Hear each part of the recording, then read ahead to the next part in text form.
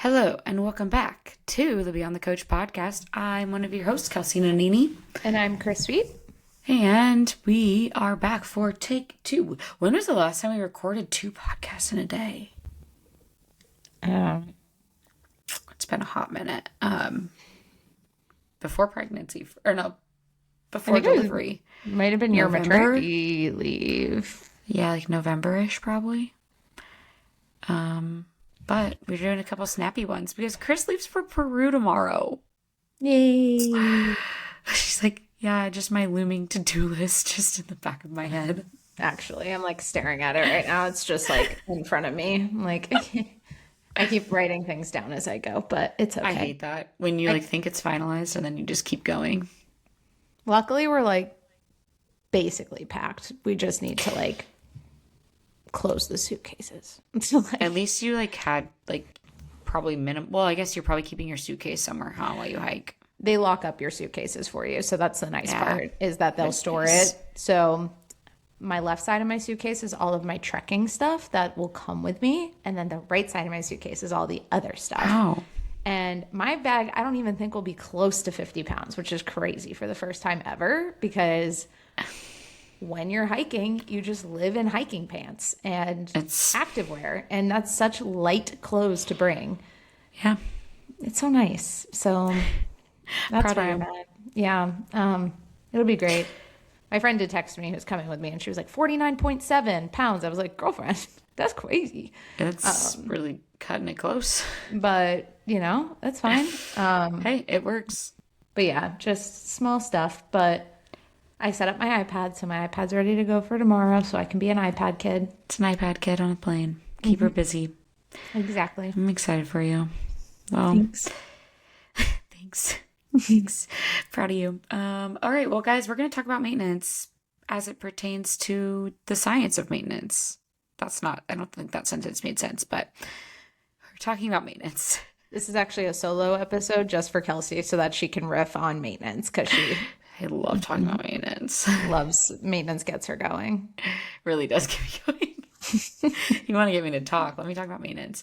But I know it's something that, as coaches, I think that the narrative that gets pushed out a lot nowadays is like eat more food, eat more food, eat more food. But like, what does that even mean? And I think when we really break it down, I think a lot of people don't actually know that maintenance is a thing. And so this episode, obviously we know we have a lot more coaches in our audience, but like this is actually how to explain maintenance to your clients and also just breaking it down. It's almost like just trying to make this as simple and easy to understand as possible. Whether that is for you as a coach, maybe you're trying to really get up on your knowledge about maintenance, or it's for you to relay to your clients, because I think it's really tough. Like, put yourself in your shoes. Like, I put myself in my shoes back in like 2016 when I first started like doing Advocare and I first started eating healthier ish. It was like summer of 2014 when I started. Like, I had a big weight loss, 20-pound weight loss going into my sophomore year of college. If you would have told me back then that I actually was way under eating, I'd have been like, no, I'm healthier. Like, I'm healthier than I've ever been. But really, I just lost a lot of muscle. I didn't know back then that there was such a thing as a caloric deficit and maintenance and a bulk and a reverse diet. Back then, I don't think reverse diets actually existed anyways, but, I didn't know those things. And when you, as a coach, you have to put yourself into the shoes of your clients. They have a job. Maybe they're a nurse, or maybe they're a teacher, or maybe they work in accounting, or whatever they do. Their job is not fitness. Their job is not nutrition. They don't know those things. And so for you as a coach, it's like your job to educate them on what exactly that even means. Like, what do these things mean? What do these terms mean? And so a really good way to explain it is like, because I know a lot of people are like, every time I eat at maintenance, I gain weight. Okay, then you're not at maintenance. That's not your maintenance. If you're gaining weight at maintenance, you're not eating at your maintenance. Whether that means you're not actually consistently following the calories that are your maintenance, or you're not actually following the calories of your maintenance, or you're just not tracking at all. You have no idea, or you're eating above your maintenance. You're assuming your maintenance is higher. That's what I was going to say. You just have no idea. Maintenance means maintain. Your body loves homeostasis. Like that's what your body wants. The reason you gain weight is because you have excess calories. 3,500 calories makes up a pound, give or take. Like adding a pound or taking away a pound. When you're eating 3,500 calorie deficit, that is a pound. That's why when we say like a 500 calorie deficit is a good deficit to be in, that's probably going to get you about a pound loss per week on average, because 7 times 500 is 3,500. All that being said, maintenance is maintaining. Your body burns a certain amount of calories per day, which means you would need to eat the same exact amount of calories that your body is burning. Now, maybe not same exact, but a rough estimate. Let's say that some days you're burning 1,800 calories because you're not working out, and other days you're burning 2,200 calories because you are working out. Well, your body's basically taking an average of that over the week. And that's what essentially we want that to look like. So if we took an average of, let's say that you work out 5 times a week and your body is burning 2,200 calories, but on the rest days, it's burning. Hold on. Okay, we got it now. Let's say your body on your rest days is burning 1,800 calories, but on your training days, it's burning like 2,200 calories. Then over the course of the week, your body would be burning 14,600 calories. If we divide that by 7, that means your maintenance would be about 2,085 calories. So you would need to eat 2,085 calories every single day to just maintain. You don't have to eat less on your non-training days and more on your training days. You can. I know people that do that, but for simplicity, it's okay if you don't. And that's basically what maintenance is. But a lot of things make up what your maintenance is. Your total daily energy expenditure is basically your maintenance. That's your BMR, so your basal metabolic rate, the thermic effect of food, your NEAT, so anything you're doing outside of a workout, and then your exercise expenditure. Those are the 4 things that are making up your TDEE, your maintenance. The biggest thing being your BMR, which is what your body is burning at rest if you just literally laid on your couch all day long, did not move once. You didn't flinch. You just laid there. Nothing. And then the second thing is NEAT, which I think is the biggest killer for people. Mm-hmm. Well, I was going to say, I think a lot of people, when it comes to maintenance, the reason people are like, or a trend that I see sometimes when people will be like, oh, my client gains weight, da, da, da, da, da. Seasonally speaking, your NEAT can shift pretty drastically. If we're looking at even like myself when I lived in Boston, the winters, I was definitely way less active than the summers where I'm busier, I'm traveling more, I'm in the sun, I'm doing just more walks with the dogs, I'm doing things with friends at the beach. Like when you think of your lifestyle, seasonally speaking, that's going to shift a bit. Now, obviously you can keep your NEAT up, but a lot of people don't actually want to put any effort to do that in a season that is harder as far as like the winter goes, when the days get dark at 5 p.m. and gosh, that was awful. And just inability to go outside, literally. So sometimes somebody coming to you and saying, oh, I've only ever gained weight, eating enough food, whatever it may be, is actually that they also haven't shifted or been realistic with what those seasonal shifts have been in their life, and like being honest with themselves, as far as I even think about it as athletes. Like you think of a lot of ex-athletes that come out of high school or come out of college and they're like, oh, I stopped sports and I gained 20, 30 pounds. Of course, they're obviously going to be significantly impacted because their exercise and their NEAT have both been drastically impacted. And they don't adjust for that. It's not accounted for.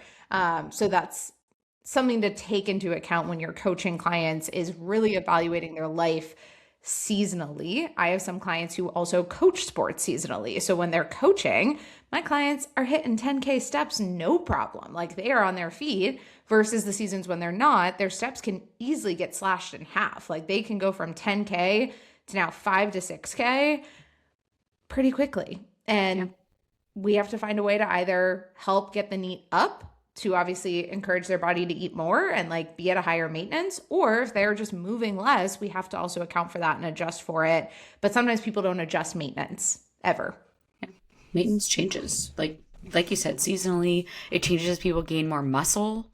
A ton of different things can affect that because your muscle is a lot more, um, why can't I think of the word? Anyways, your body burns more it's metabolic, more metabolically sound. Like it's going to help boost your metabolism essentially. In the best way to say that, I guess.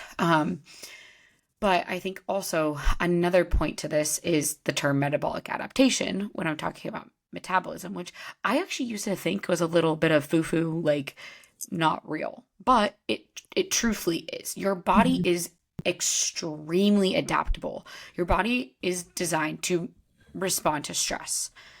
Now, when you are chronically under eating, you're somebody who's even just long term, let's say your BMR is 1400 calories and you're eating 1500 calories year round. Your body is going to begin to try to function off of that because more than likely, if you are an active person, you're burning more than 1500 calories throughout the day. If you have a BMR of 1400, you're probably burning close to 2000, 2100 calories if you're active. But what people do is just over time, they're just only eating the lowest amount of food possible and then they're complaining they're not hungry. Well, that's because your body has learned to survive off of that food. Our body's goal is survival. It will do everything in its power to survive. And so if you aren't, or your client is under eating, well, your body's going to learn how to do that. It's not going to store I don't know. People say it's going to store calories. Like no, it's trying to use all the calories that you're giving it, burning it. But now what happens is other systems aren't utilized well. You're getting brain fog. Well, that's because your brain alone is using 130 grams of glucose a day to function, but you're not eating that amount of glucose as a whole. Or it's going to your heart pumping blood. It's going to your circulatory system. It's going to your lungs to breathe. It's going to your hair to grow, your nails to grow. Like these things all require calories. And I don't know if people fully recognize that. If you don't have a lot of energy, probably because you've been under eating a long period of time. Now, sleep obviously goes into that as well, but food is energy. It's literally what it is. And so if you're chronically under eating and you don't have energy, more than likely that's why. Your body probably also doesn't sleep super well. And so when we're really looking at it and we have clients coming in and they're like, well, I'm overly stressed. I'm sedentary. I'm, this and that. I don't have energy for my workouts. And it's like, oh, well, yeah, because you're not eating anything. And so we have to figure out a way to increase their food, to be able to boost energy, to be able to give them the energy to work out and all of those things. But in the same breath, we also have to look at muscle loss and bone loss, which are very important things to know for especially females as they are aging. But both male and female need to understand that bone density and muscle density are lost with undereating. That's why sarcopenia is such an important thing. Osteoporosis is an important thing to take account of because a lot of the older generation has gone their lives not eating a lot of food because they didn't think they had to. We have chronic dieters everywhere that are now dealing with these things, which cause people to fall and break a hip. I don't mean to laugh at that because it's a real thing, but I don't think people recognize the severity that undereating can cause. Yeah. I was actually looking it up because there's a study that was done. It's something I read like a long time ago. But it's the Hadza tribe in Tanzania. And it was actually a really good study that brought up like metabolic adaptation essentially and how it varies from like Western diet to obviously like tribes in Africa where accessibility and scarcity around food is obviously more prevalent.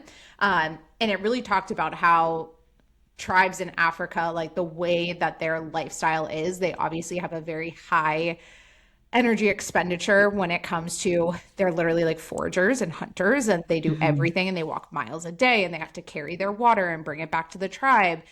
But their diet, the way that it works in comparison to our diet out here, is the gut microbiome diversity that they have is like insane, where the nutrients and the things and the way that their gut health works helps sustain the energy expenditure a lot different than our diet out here.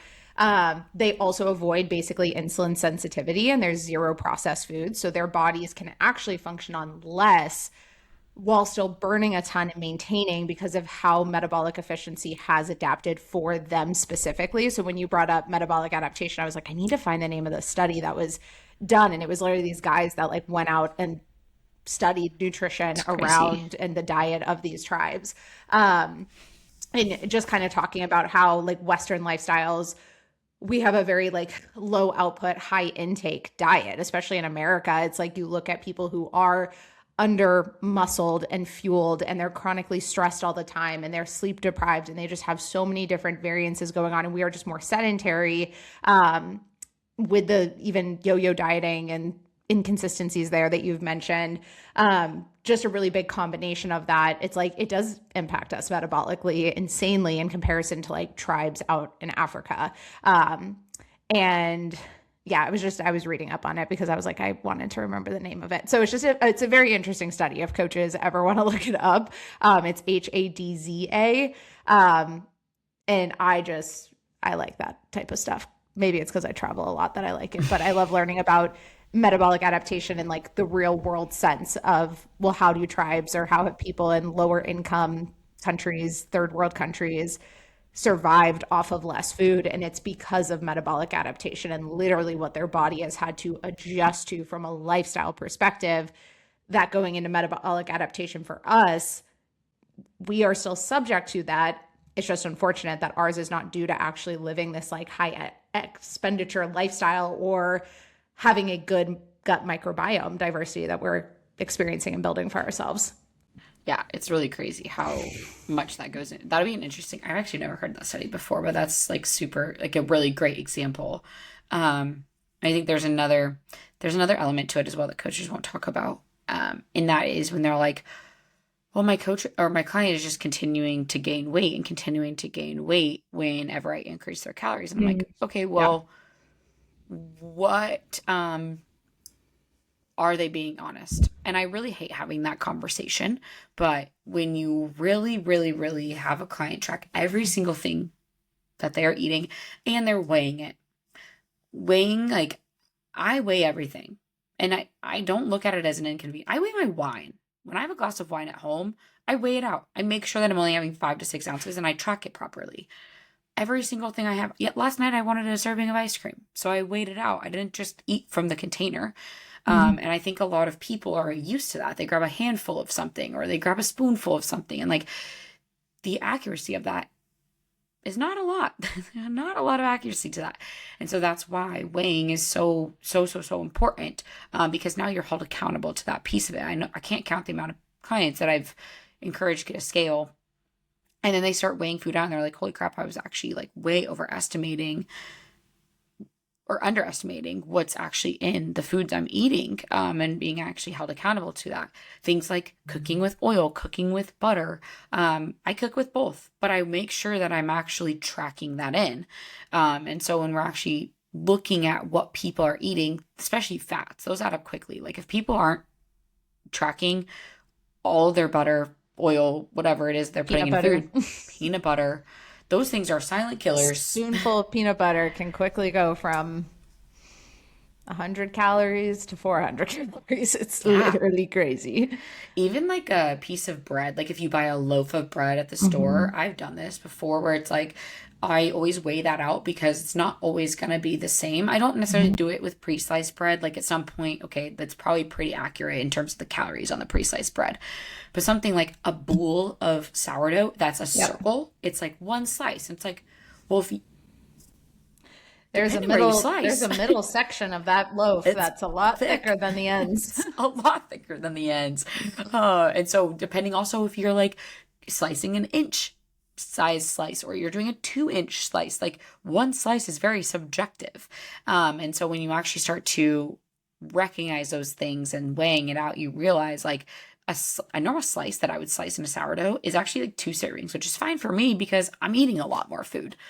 But if you're in a diet and you're having double the amount of carbs you thought you were having, well, now you just added 28, 30, 40 grams of carbs to a meal that you weren't accounting for. Yep. And that's where it can really take place. So I think it's really important to have those conversations as coaches of like, hey, I'm not trying to say anything against how you are like eating your food, but are you truly tracking these things? Are you tracking in every single thing you're eating accurately? Are you measuring it out versus just using a cup? Like these things are actually important because it's going to allude to the accuracy of how much food you're actually eating. And that's why maybe there is some weight gain. Now, I'm not going to get too functionally into things, but knowing that sometimes there is, the metabolic adaptation piece of it, where if you're adding more calories to someone's food or to someone's general diet, they may gain weight of it initially because carbs, water molecules attach to carbs, and they may just by nature have a little bit of extra inflammation. That's beyond the point. I don't even want to get into that because it's so like, there's so many nuances to that, but those are just like the general things. If someone is gaining weight because you're giving them more food, more than likely they may not be actually accurately tracking. I think also just meals Right. out. It's like, Yeah. clients will be like, oh, I want to have, my weekends untracked and my weekdays tracked. It's like a weekend untracked, depending on the lifestyle your client lives, like can very quickly go from either one, completely under eating, like they skip all their meals, get to dinner, save their calories, like not metabolically helping their body at all as far as health goes. On top of that, though, they can quickly go from, to your point of like weighing your wine, alcohol adds up fast. Like alcohol has a lot of calories to it, not useful calories either. Like it's not energy your body is going to use very efficiently.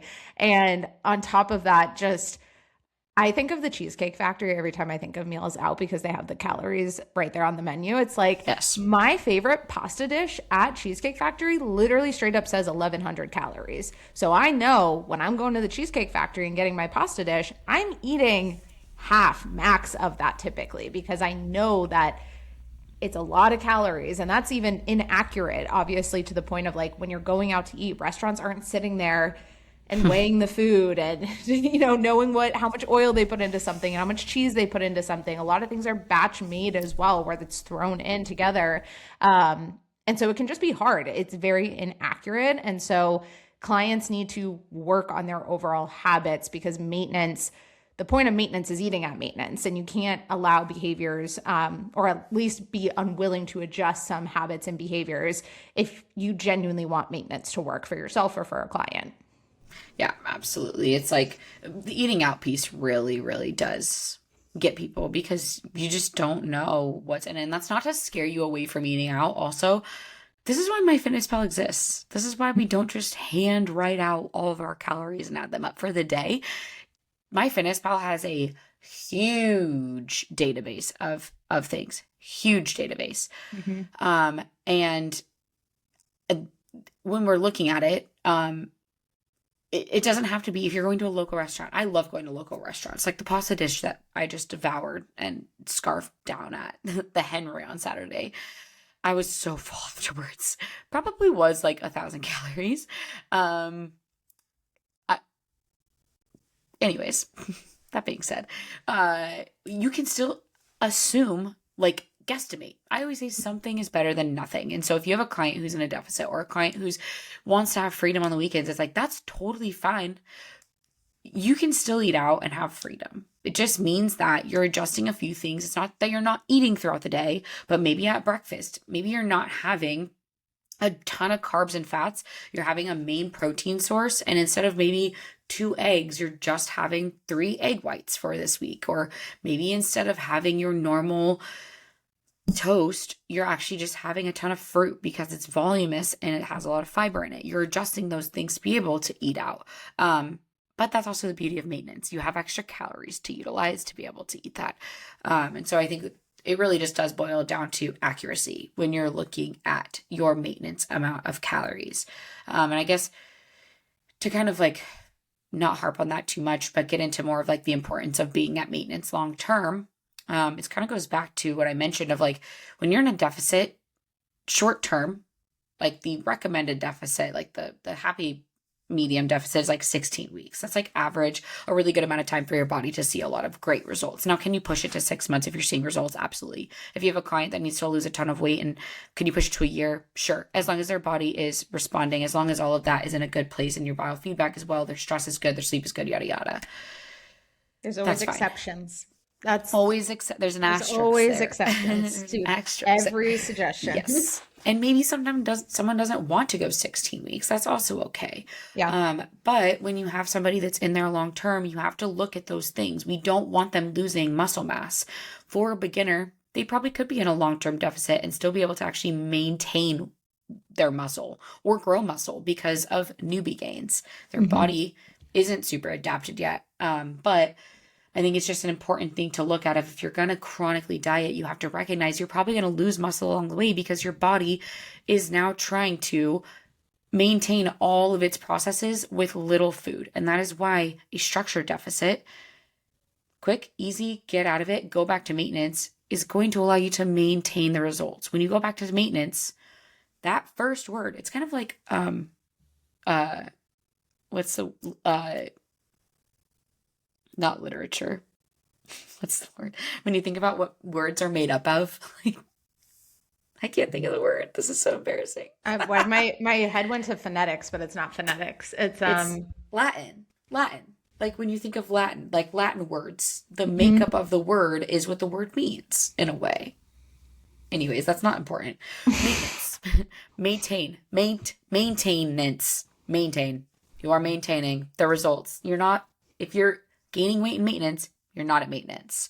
Maybe you gain a little bit initially because, again, you're adding more carbs in, you have a little bit of water weight. It's probably typically about 1 to 3, 1 to 5 pounds. Now your body, though, has more energy. And the reason why I also see people gain weight going back to maintenance, kind of like you were mentioning, the seasonal thing. But now you were in this deficit where you were hitting 10K steps a day. You were doing 3 by 30 minutes of cardio every week. So you were doing 90 minutes of cardio. You were strength training regularly. You were being active. You were being really intentional about everything you're doing. Now you went back up to what your estimated maintenance is. You stopped doing cardio. You started walking more like 6,000 to 7,000 steps a day. You were a little bit more loosey-goosey on your nutrition. And now, yes, you have gained weight. So instead of completely stripping back everything, cardio is not just for a deficit. You can still do cardio year round. Steps are not just for a deficit. Your NEAT makes up your maintenance. And so I think when we're really boiling it down, it's like, are you actually gaining weight at maintenance, or are you just being lazier? Are you letting yourself off the hook with a lot of your habits that you shouldn't be?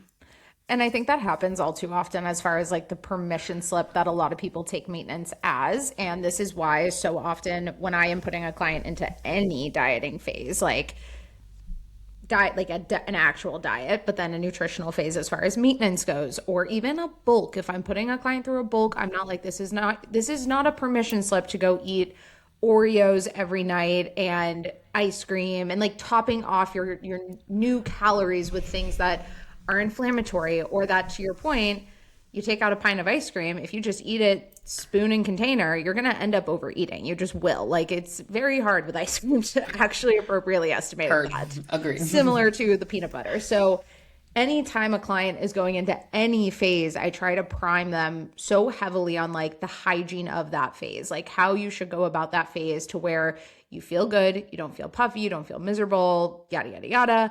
And then I think if you do go to maintenance and you are feeling those things, you have to be honest. And I've had clients come to me and say, hey, Chris, like I'm having this discussion with my client, Melissa. Like, she's just like, I noticed that I'm just leaning on like more convenient foods that are not super nutritionally dense for myself. And obviously are causing some inflammation. And she's just kind of been lax, and she's calling that out and recognizing it and coming to me and being like, I recognize this in me. And now we're setting a standard to kind of strip that back and be like, all right, well, let's create a more supportive, health-focused, nutrient-dense diet for yourself again, because we know your body feels best off of that. And a lot of times people, like, not to make this about fat loss, but people go into fat loss thinking, oh, I only need to make these like healthy habits happen for 12 to 16 weeks. And then after that, I can go back to the old habits. You can't. Like, you cannot lean on bad habits and old habits consistently. Otherwise, yes, you will continue to end up where you were before you even started the deficit, and the cycle continues. Like, you have to be willing to make changes in your life moving forward past just fat loss in order to maintain results, continue to progress, feel good in your health. Like, this is your health we're talking about at the end of the day. And I don't know, you get to pick and choose. At the end of the day, if you're not changing it, you're choosing it, is my motto. Ooh. Ooh, that's so good. That's so true. Yeah, I think it's maintenance is the best phase you'll be in because you actually just get to live life and be present. I think if you're experiencing a lot of food noise, it's because you're constantly trying to be in the deficit. And maintenance is the freedom that you can experience if you allow yourself to do it. If you're not constantly focused on losing 5 pounds. And actually, you may actually see yourself lose 5 pounds better at maintenance. Because of inflammation, because your body isn't going to be super inflamed, kind of trying to constantly diet. It's not maybe going to be fat, but inflammation also plays a role in your joints and your muscles and how you're feeling overall. And when you're actually giving your body the food it needs, your body's at homeostasis. It's happy. Your body just wants to be at homeostasis, which is essentially eating what you're burning. So that's our 30-minute chit chat all about maintenance. There's obviously so many more nuances and things, and there's always a but. There's always a it depends. But in general, those are kind of the rules of maintenance and how it works and all that. So if you wanna really get me going, feel free to shoot me a DM and we can chat about maintenance all day long. I'll literally talk about it until my my cows go home. Isn't that a saying? Until the cows go home. Something like that. That's that. But thank you guys for listening. Hopefully, this was helpful in you being able to explain more things to your clients and also just you navigating maintenance for yourself, your clients, and whatever is in between as well. So thank you for listening, and we'll see you in the next one. Bye, guys.